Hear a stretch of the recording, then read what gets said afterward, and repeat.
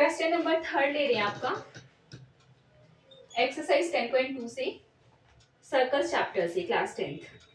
If tangents P and PB from a point P to a circle with center O are inclined to each at an angle of 80 degree, then POA equal to। Question ये कल start कर ही चुके थे, है ना? थोड़ा सा idea तो आपको लग ही गया था। देखो क्या बोल रहे हैं कि P और PB किसी एक P पॉइंट से दो टेंजेंट्स हैं, है ना? तो लिया पॉइंट P, कहीं भी ले सकते हो, ऐसा नहीं यही लेना है, यहाँ भी ले सकते हो, यहाँ भी ले सकते हो, यहाँ भी ले सकते हो, लेकिन अभी हाथ इधर सेट हो रखा है तो मैं इधर से ले रही हूँ। एक कोई पॉइंट P है एक्सटर्नली सर्कल से बाहर, उस पॉइंट से दो आपको टेंजेंट्स गिवन है PA एंड PB, तो बनाते हैं दो टेंजेंट्स। तो सबसे पहले तो आपको टेंजेंट्स ही बनानी आ जानी चाहिए। टेंजेंट का सिंपल मीनिंग क्या है? अच्छा बताओ, टेंजेंट का नाम आते ही सबसे पहले दिमाग में क्या चीज आती है? कल इंट्रो में सारा किया है कि टेंजेंट होती क्या है ना? तो टेंजेंट का नाम आते ही क्या क्या चीजें दिमाग में आती हैं बताओ? रेडियस के नीचे बनता है। रेडियस के नीचे? अरे ऐसे डिफाइन नहीं करते, रेडियस के नीचे, रेडियस के ऊपर। देखो टेंजेंट का नाम आते ही ना आपके दिमाग में ना दो चीजें तो इंस्टेंटली आ जानी चाहिए। क्या क्या आ जानी चाहिए? पहली तो ये आ जानी चाहिए कि कोई भी टेंजेंट होगी ना वो सर्कल को किसी एक पॉइंट पर टच करेगी। जैसे अगर पी ए टेंजेंट है तो यहाँ टच कर दी है, पी बी टेंजेंट है तो यहाँ टच कर दी है। समझ के? एक तो यही चीज आ जानी चाहिए कि टेंजेंट हमेशा सर्कल को एक पॉइंट पर टच करती है, एक टेंजेंट, है ना? पहली बात तो ये। दूसरा पॉइंट जो इंस्टेंटली दिमाग में आ जाना चाहिए वो ये आ जाना चाहिए कि टेंजेंट हमेशा ना रेडियस के साथ 90 डिग्री का एंगल बनाएगी। जैसे जिससे हमने 9 चैप्टर किया था, मैंने आपको बोला था कि जैसे ही आप लोगों को 10:45 दिखा, जैसे ही 10:45 दिखा तो तुरंत दिमाग में एक चीज आ जानी चाहिए, हाँ भाई 10:45 दिखा तो परपेंडिकुलर बेस इक्वल होंगे ही होंगे, वो चीज वहां अप्लाई होगी ही होगी। तो इसी तरह यहाँ जहां भी आपको टेंजेंट दिखी वहां उसको देखते ही ना एकदम दिमाग में चीज आ जानी चाहिए कि हाँ भाई अगर ये टेंजेंट है तो रेडियस के साथ तो 90 डिग्री का एंगल बनाएगी ही बनाएगी। तो बिना सोचे समझे पकड़ा सेंटर, ड्रॉ की रेडियस, पकड़ा सेंटर, ड्रॉ की रेडियस और बस तुरंत मेंशन कर दिया कि हाँ भाई ये एंगल 90 डिग्री होना ही होना है। समझे ना? और थर्ड चीज जो कल हमने की थी इंट्रो में कि अगर किसी एक्सटर्नल पॉइंट से हमने दो रेडियस ड्रॉ किए हैं किसी भी सर्कल के ऊपर तो वो हमेशा बराबर होंगी। ये आपकी थ्योरम 10.2 थी। तो अगर यहाँ ये एक्सटर्नल पॉइंट हमने पी लिया है, यहाँ से दो टेंजेंट्स ड्रॉ किए हैं किसी सर्कल के ऊपर, तो बस पता चल गया कि हाँ भाई ये दोनों टेंजेंट्स बराबर होंगी। तो सारी प्रॉपर्टीज हमारे दिमाग में होंगी तो क्वेश्चंस बहुत आसानी से सोल्व हो जाएंगे, है ना?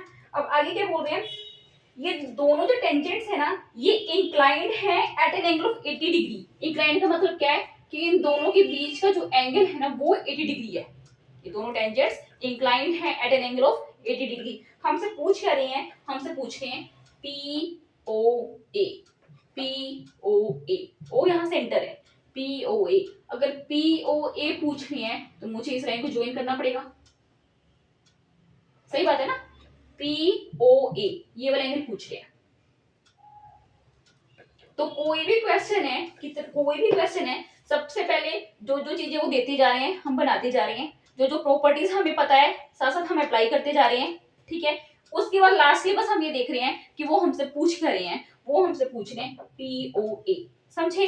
सारे क्वेश्चंस है ना, जितने भी क्वेश्चंस हैं उनको ना फिगर में निपटा देंगे। बस जो जो लिखना है वो तो एक फॉर्मेलिटी के तौर पे आपको लिखना ही है एग्जाम में, लेकिन जितने भी आपके मेंसुरेशन चैप्टर से हैं, जितने भी ज्योमेट्री चैप्टर से क्वेश्चंस हैं, ऑलमोस्ट क्वेश्चंस को ना हम फिगर में निपटा देंगे। इतनी मतलब क्लैरिटी हो जानी चाहिए आप लोगों को अगर सारी थ्योरम्स आपको अच्छे से आती हैं और बेसिक्स आते हैं तो। अब आप देखो कैसे निपटा दें इस क्वेश्चन को फिगर में ही, देखते ही कैसे निकाल दें आंसर।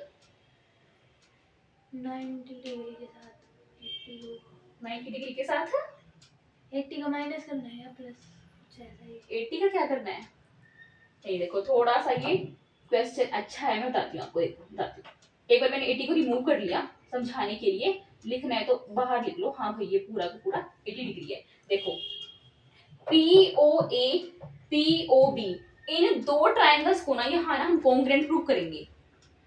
POA POB, ऊपर वाले ट्राइंगल को नीचे वाले ट्राइंगल को हम कॉन्ग्रेंट प्रूव करेंगे। कॉन्ग्रेंसी पढ़ी होगी पहले, 9th स्टैंडर्ड में आती है ट्राइंगल्स को कॉन्ग्रेंट प्रूव करना, क्योंकि 10th स्टैंडर्ड में सिमिलैरिटी है आपका, 6 चैप्टर है वो भी करेंगे, लेकिन पहले आ चुकी है कॉन्ग्रेंसी क्या होती है। देखो कॉन्ग्रेंसी का मीनिंग क्या होता है कि हम ये प्रूव कर देंगे हाँ भाई ये दोनों जो ट्राइंगल्स है ना ये बिल्कुल एक जैसी हैं।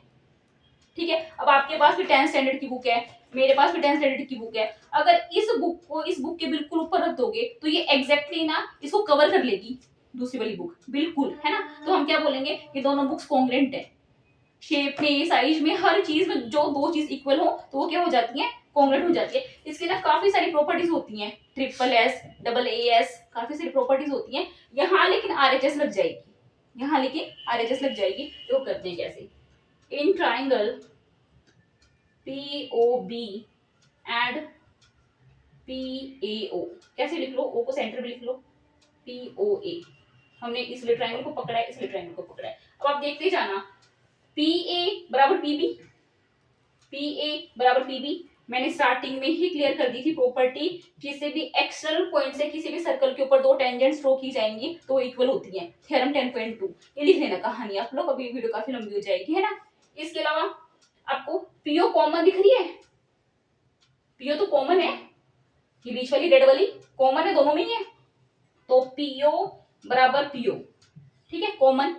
लेकिन आप यहाँ एक चीज और ध्यान करना, ये कॉमन होने के साथ साथ ना दोनों ही ट्राइंगल्स का ये हाइपोटेन्यूज भी है, देख लो, इस नीचे वाले ट्राइंगल में राइट एंगल के सामने वाली साइड हाइपोटेन्यूज तो होती है, करते आ रहे 9 चैप्टर से, है ना। ऊपर वाले ट्राइंगल में इस राइट एंगल के सामने वाली साइड हाइपोटेन्यूज होती है।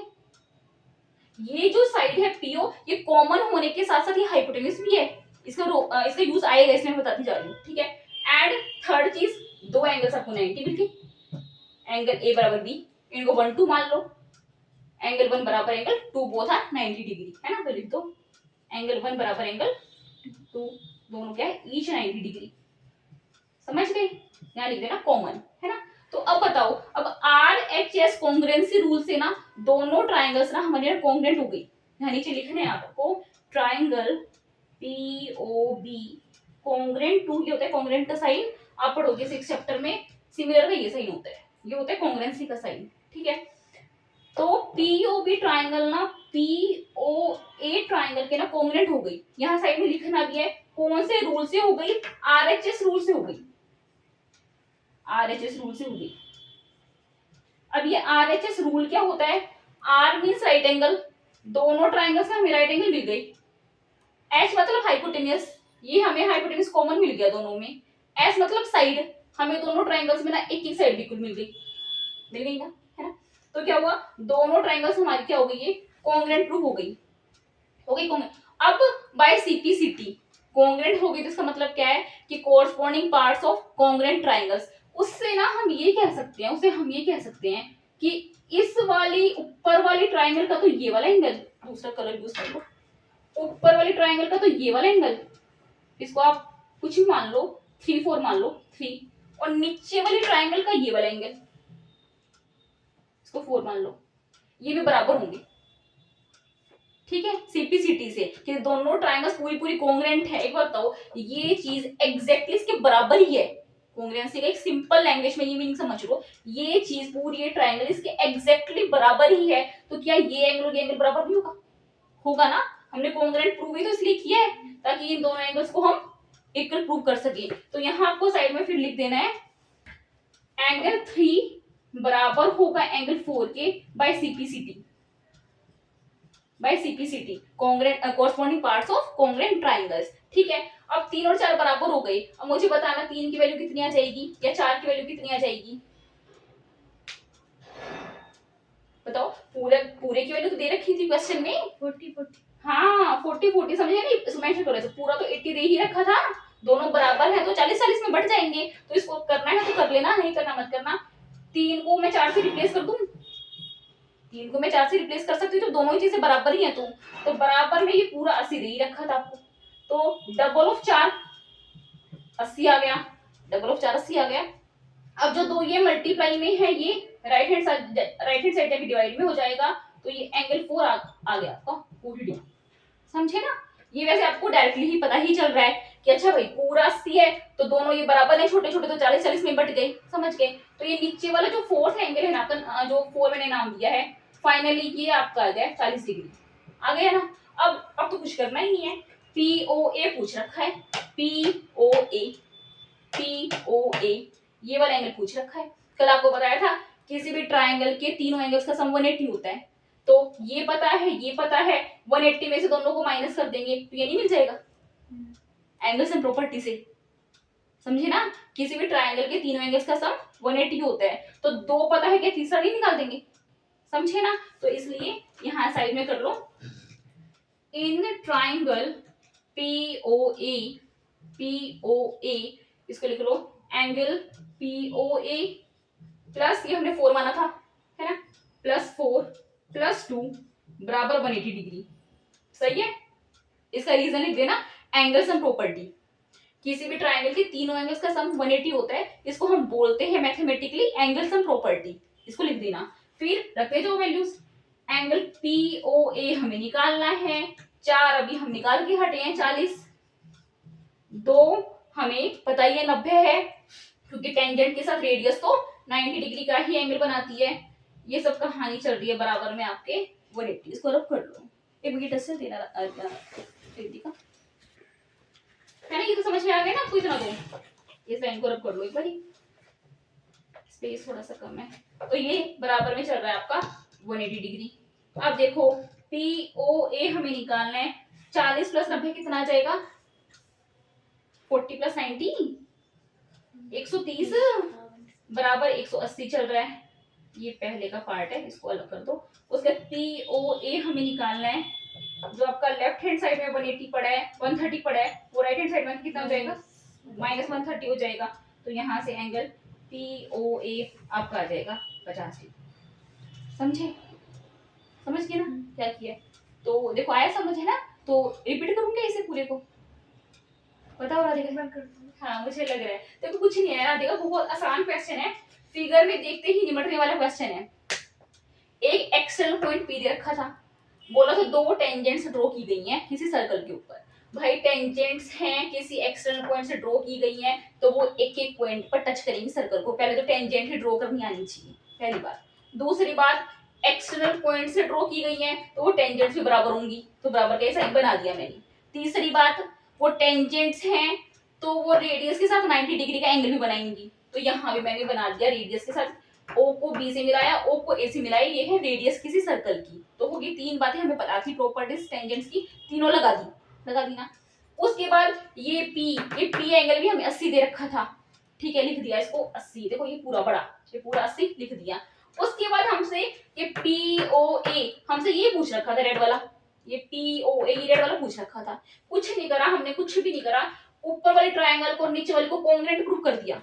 सिंपल लैंग्वेज में कॉन्ग्रुएंट का मतलब होता है कि हाँ भाई ये दोनों बिल्कुल एक जैसी हैं, इनमें रत्ती भर फर्क नहीं है, 2 जुड़वा बहनें हैं, ये समझ लो, ठीक है, सिंपल लैंग्वेज में। तो भाई कॉन्ग्रुएंट प्रूव किया RHS रूल से, ये रूल्स पता होने चाहिए। RHS का मतलब राइट एंगल, एक ही राइट एंगल मिल गया। H मतलब हाइपोटेन्यूस, ये बीच वाला कॉमन साइड थी, ये दोनों ट्रायंगल्स के लिए हाइपोटेन्यूस ही बन रहा है क्योंकि राइट एंगल के सामने वाली साइड है। S मतलब साइड, दोनों में एक ही साइड बराबर थी, PB और PA, समझ गए ना। तो ये हो गई कॉन्ग्रुएंट प्रूफ। कॉन्ग्रुएंट प्रूफ होते ही हमने इस छुटंगले से एंगल को इसको दोनों को बराबर लिख दिया, समझ गए। क्यों बराबर लिखा, CP/CT corresponding parts of congruent triangles हमेशा बराबर ही होते हैं। अब पूरा 80 है, ये दोनों को 2 भागों में बांट दिया इस एंगल को, तो आधे आधे भी बराबर ही होंगे, तो आधा आधा आ गया यहाँ से 40, और ये नीचे वाला एंगल नंबर 4 आ गया आपका 40 डिग्री। अब इस नीचे वाली ट्रायंगल में लगा दी एंगल्स एंड प्रॉपर्टी कि हाँ भाई किसी ट्रायंगल के तीनों एंगल्स का सम 180 होता है हमेशा। अरे किसी ट्रायंगल के 2 एंगल पता है, ये 40 पता है, ये 90 पता है, तो क्या तीसरा नहीं निकल जाएगा, तो इसमें से देख के निकल जाएगा। 90 जमा 40 130, 180 में से 130 गए 50, ये बस लिख के एक बार दिखाना पड़ेगा पेपर में, समझिए। तो इस तरह से हमने ये POA एंगल कर दिया कैलकुलेट, जो आपका बन रहा है ये ऑप्शन नंबर 1, ठीक है। तो करें वीडियो क्लोज है।